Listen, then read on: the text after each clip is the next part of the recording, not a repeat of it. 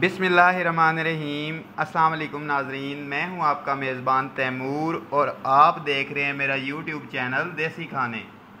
तो दोस्तों, मैं लेके आया हूं आपके लिए आज बहुत ही मज़ेदार रेसिपी। जी हाँ दोस्तों, ये बिल्कुल रेस्टोरेंट की तरह की मटन कढ़ाई की रेसिपी लेके आया हूं दोस्तों मैं आपके लिए।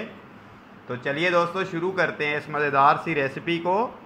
तो सबसे पहले मैं आपको बताऊंगा दोस्तों कि इस रेसिपी के लिए हमें कौन कौन सी चीज़ें दरकार होंगी। मटन है दोस्तों मेरे पास 1 किलो। टमाटर लिए थे दोस्तों मैंने 4 अदद और मैंने छिलके उतार के काट लिए हैं। प्याज लिए थे दोस्तों मैंने 3 अदद जो कि मैंने काट लिए, और साथ में दोस्तों मैंने थोड़ा सा लहसुन भी काट लिया। हरी मिर्ची हैं दोस्तों मेरे पास और हरा धनिया जो कि मैंने काट लिए। दोस्तों मसाला जात की तरफ आएँ तो मैं इस कढ़ाई के अंदर सिर्फ काली मिर्च और नमक का इस्तेमाल करूंगा। तो दोस्तों ये नमक है मेरे पास 1 खाने का चम्मच और काली मिर्च है दोस्तों 1 खाने का चम्मच। दोस्तों ये थोड़ा सा मिक्स गरम मसाला है जो कि मैंने थोड़ा सा ले लिया है। ज़ीरा है दोस्तों, इसमें दालचीनी है और कुछ दाने लौंग के हैं। तो चलिए दोस्तों शुरू करते हैं इस मज़ेदार सी रेसिपी को। तो रेसिपी पे जाने से पहले अगर आपने मेरा चैनल सब्सक्राइब नहीं किया तो मेरा चैनल सब्सक्राइब करें और साथ लगे बेल आइकन को भी दबा दें ताकि मेरी आने वाली हर नई वीडियो आप तक बआसानी पहुंच सके। तो शुरू करते हैं इस रेसिपी को। जी तो नाजरीन, मैंने गोश्त को और प्याज, लहसुन और मोटी इलायची और दालचीनी को मैंने पानी के अंदर डाला और मैं इसे प्रेशर कुकर के अंदर 20 मिनट तक पकाऊंगा ताकि मेरा मटन जो है वो अच्छे से गल जाए। नाजरीन, मैंने गोश्त को प्रेशर कुकर के अंदर डाल के चूल्हे को ऑन कर दिया है और उसे मैं प्रेशर लगाऊंगा 20 मिनट के लिए।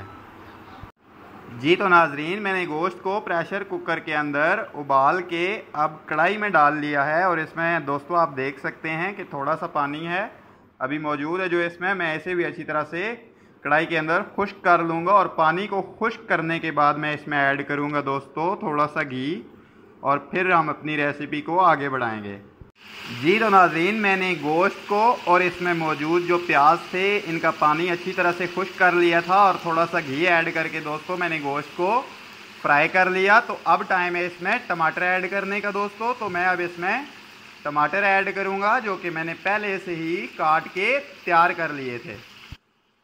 नाजरीन, टमाटर ऐड करने के बाद मैंने इसे अच्छी तरह से मिक्स किया और अब मैं इसे हल्की आंच के ऊपर पकाऊंगा कवर करके 10 मिनट तक। जी तो नाजरीन, मैंने कढ़ाई को कवर करके हल्की आंच के ऊपर 10 मिनट तक पकाया है टमाटर ऐड करने के बाद। तो नाजरीन अब मैं जा रहा हूँ इसमें मसाले ऐड करने जो कि मैंने पहले से ही अलग कर लिए थे। नमक, काली मिर्च, हल्दी पाउडर और गरम मसाला है दोस्तों मेरे पास जो मैं इसमें शामिल करूँगा।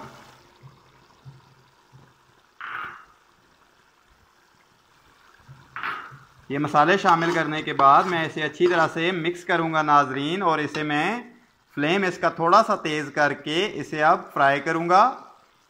गोश्त फ्राई करते हुए आपने बहुत ज़्यादा एहतियात करनी है। ये वो टाइम होता है जब आपकी हांडी का मुकम्मल जायका बनता है। आप गोश्त को जितने अच्छे से फ्राई करेंगे आपकी हांडी का जायका इतना ही अच्छा आएगा दोस्तों।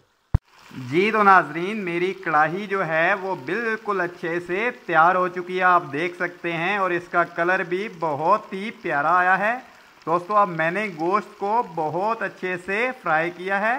इस स्टेप के ऊपर आपने भी गोश्त को फ्राई करते हुए बहुत ज़्यादा एहतियात करनी है, इससे आपकी कढ़ाई की लुक भी अच्छी आएगी और कढ़ाई का जायका भी बिल्कुल रेस्टोरेंट के जैसा होगा दोस्तों।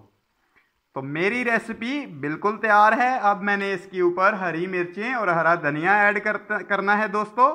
तो मेरी अगली रेसिपी तक दें मुझे इजाज़त। अल्लाह हाफिज़।